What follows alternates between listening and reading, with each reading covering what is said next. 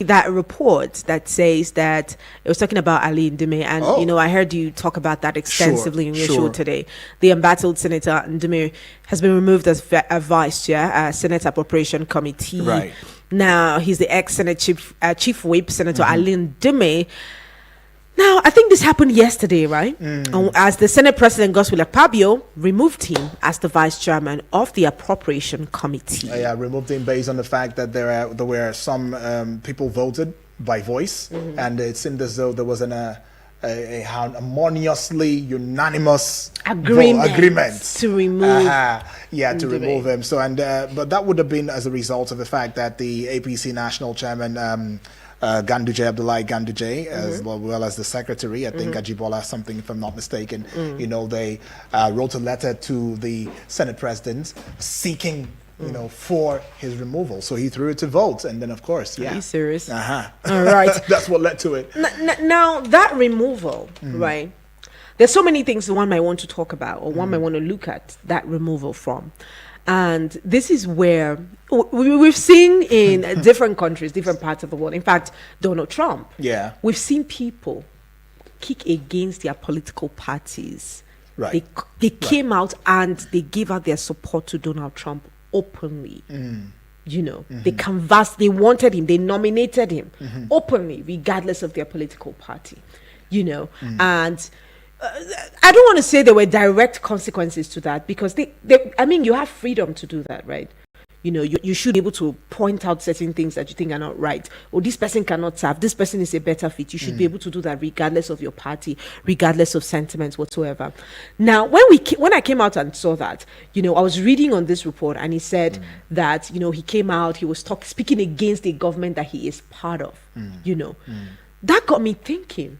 So because we are part of a system and the system is not functional, the best thing to do, would it be to completely shut it out or to keep quiet?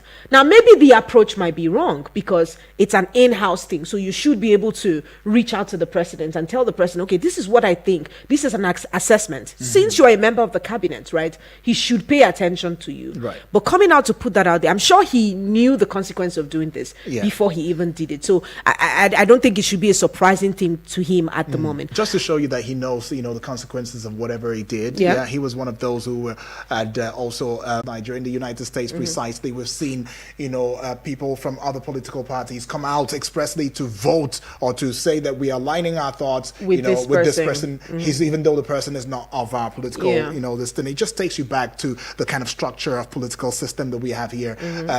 Unfortunately, that's not the type of system that we are running here. Doesn't support that, because the moment you do that, you are seen as being the black sheep. You're seen as being a reprobate person. You're seen as being one who is not bending to the needs of the of the party's constitution, right? And then, of course, in that regard, the APC had told Ali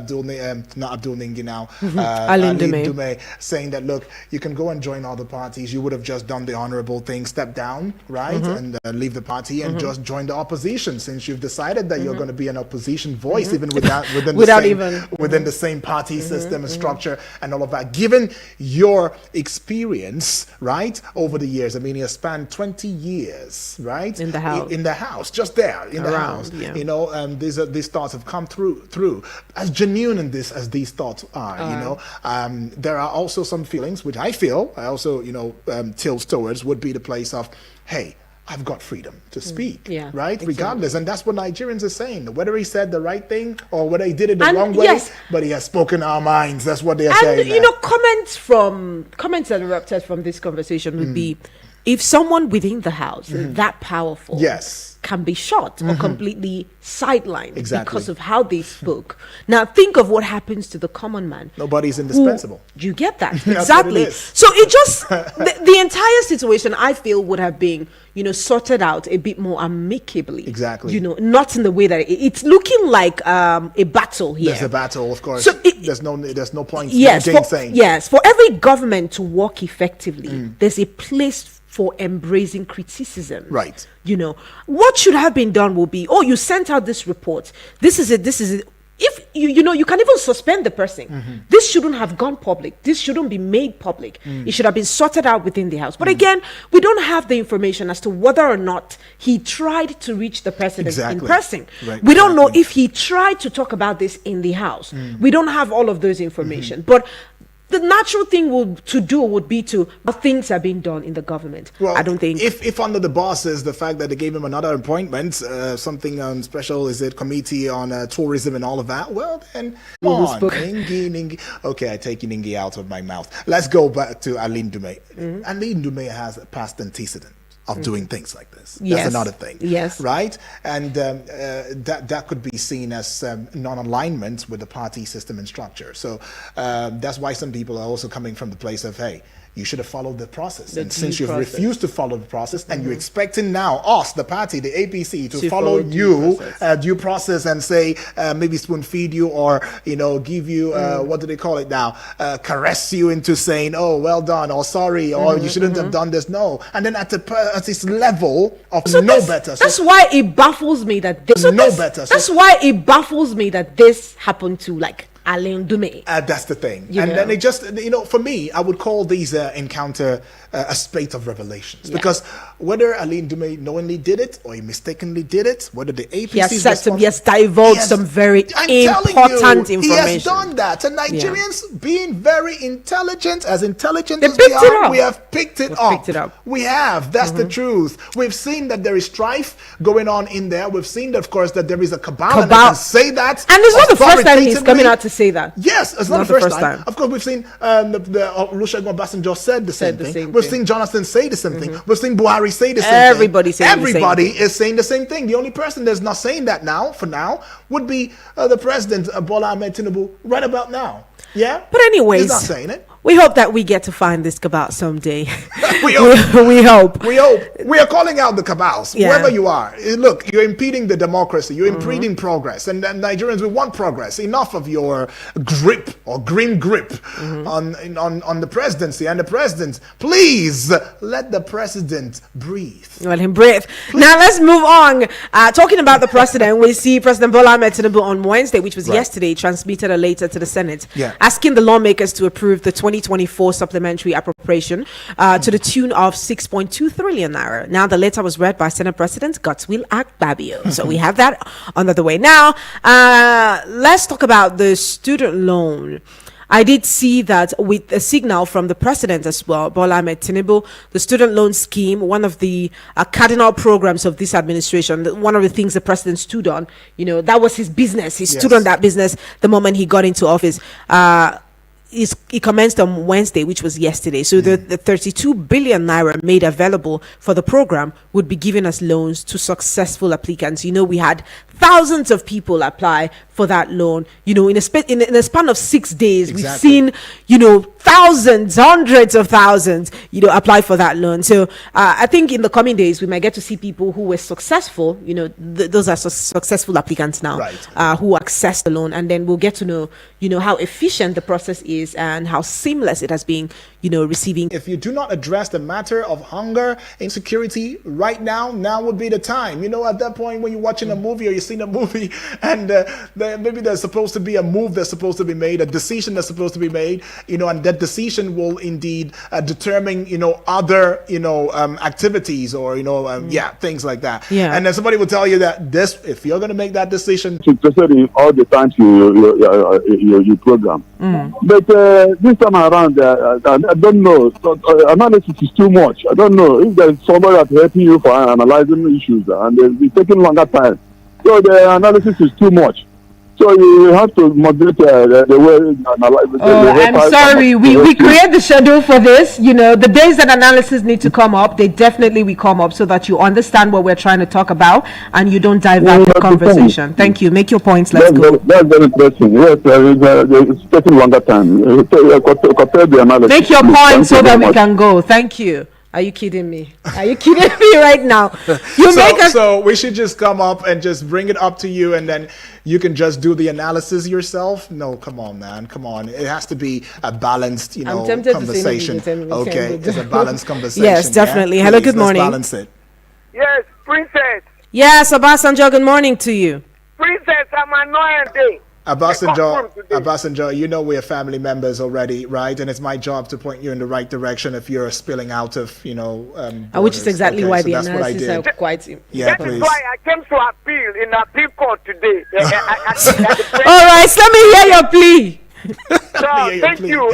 Princess talked about Ndume and the Senate President. He alone cannot decide this. Cannot decide. As a matter of fact, I think his hands are tied. His hands were tied at that time. Is a member of the APC. Yes, right? so it's the entire leadership. of APC. Abdullahi Ganduje, and that decided that wrote a letter to that effect. So it's not an Akpabio thing because again, that's why this analysis are being made, right? So that we understand the situation adequately. Do you understand now? Okay, please, so that we know what we're saying.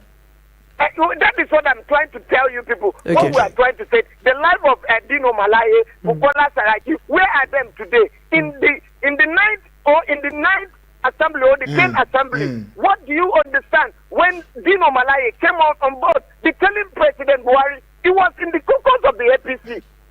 Where is him today? These are the politics that we do play in this country. These are the politics we want to play in this country. Nobody will come up on board like Obasanjo will come up on board and say the right thing and the right thing. They will arrest him for what? Is that constitutional right? Is that democracy? All right, Obasanjo. With Senator Ndume, whether it's in the APC, that the hardship, everybody is feeling the heat of the hardship of the country. So not telling the president, Ndume is our Senate, it's our chief whip. We love him. The northern people, you should come up on board. All right. Thank you so much, Obasanjo. We've got to go so that we can take more calls. Thank you so much for joining us. Right. Let's keep you coming through. Hello, good morning. Hello, good morning, Madam Mata. Welcome, and thanks for joining us on the show. Yeah, GB, I had a few engagements outside the office, so I had to attend to. Okay. Yes. Yeah, the matter of Ndume, you see, I'm not surprised the reaction training me because the bad leaders, the naysayers, they always look for opportunities to feast upon, to cry more than they believe, and the rest. This issue, as we talked in the discuss today in your brother's program, show that maybe they don't want anybody to really on his right to speak. Yes, he has right to speak. He has right to say anything. But by your responsibility as a chief whip, let's define it. What is the chief whip in National Assembly? Chief whip is to make him to support the party program, the party policy. When they bring any bill from the president or his own party, he should make he rally around and he make sure that they call it as a name they give to it, that everybody in the party who is in that chamber work to support the policy or the bill of the party. Imagine somebody with that responsibility as a chief whip now going to the public to tell the whole world that everybody in the government, there's a way to put it, I don't know how to pronounce that they see what you don't even need. Secondly, some months ago, he said because there are those who are influencing the president to relocate part of CBN to Lagos, they are Lagos boys, and they go ahead to do it, they will see the consequence. So I just remember you asked the second time, do you mean that you're threatening your president? I'm not threatening the president. I'm just saying that action, if they do carry it out, that the consequence for that action. Will you imagine somebody occupying that position? Tell me that he's not responsible, he's not doing his work. Take it away from him. Let somebody who can galvanize support for your party within the party lobby. Hey, I would lobby for support your party policy. Let him take out that position. How does that one say the infringement on his right? Because all you have been doing is for you to even demoralize the state. He has a governor, he has a senator, he has a minister. So let him go and rest. You need somebody who can do that work very well. They have not denied. All right, we have to end that there, GB. Thank you. But just as you have said, I want us to understand that one of the key responsibilities of the chief whip officer is to offer guidance and support to new or inexperienced members. Right. And it's also to maintain the party unity, enforcing party decisions, and a whole lot of things. Quite a number of and communications as well. Exactly. You know, that is his core responsibility as the chief whip, right? Exactly. So I don't think coming out to say, okay, you should protect the image of your organization. Remember, the government is not for a person. We are all the government. Right. You know, every single one of us speaking here, we contribute to whatever happens right there. So we cannot say it's your responsibility to hide when my organization is drowning, right? There are times when I will need to speak up to save the integrity of my organization. I'm not saying that's what exactly he did, but I mean is a two-way street. Hello, good morning to you. Good morning. Hello, Martha. Okay, Chuku, good morning to you. They are all the same in that chamber, but once there's a personal interest, once their personal interest is not in the right direction, they say they are talking for Nigeria. In fact, when did hunger start? Justice is above injustice. Justice above injustice, and injustice can never be above justice. We will get it right one day. The law of karma is real. Only time will tell. He tried. More of him is needed now. We move. This is God bless Nigeria.